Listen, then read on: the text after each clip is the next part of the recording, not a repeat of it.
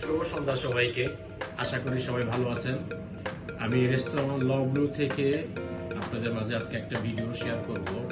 একটা ফরাসি ডিশ তৈরি করব যার নাম হচ্ছে তার্তা দু বেফ। এই তার্তা দু বেফ বানানোর জন্য আমাদের লাগবে 180 গ্রাম কেফতা মাংস, আমাদের লাগবে ইশালত, কর্নিশন, কাপ, পার্সিল ফ্রিজে, মায়োনেজ, মুরতাদ, লিজু, সেল, ওয়াব, sauce Tabasco, sauce Worcester, ketchup. এই সবগুলি জিনিস দিয়ে আমরা একটা সস বানাবো।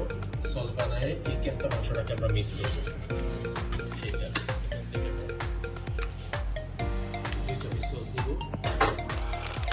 মিক্স করার জন্য আমাদের অবশ্যই দুইটা সর্ষের দিতে হবে।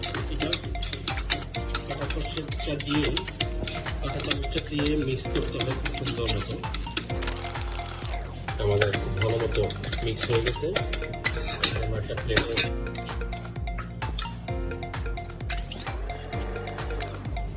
এটা দেওয়ার পরে মাঝখান দিয়ে একটা গর্ত করব ডিমের কুসুমটা।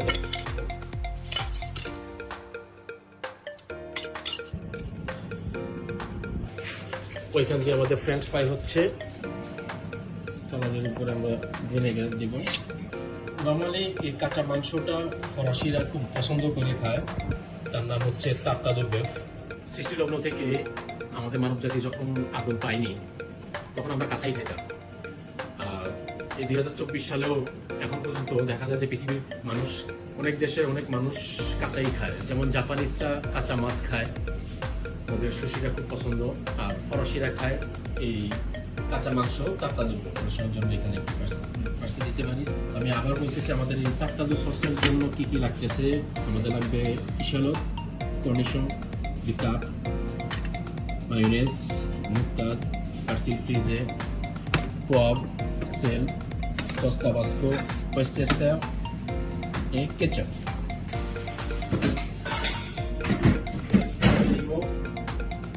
ফ্রেঞ্চ ফ্রাইয়ের উপর আমরা সবসময় লবণ দিব।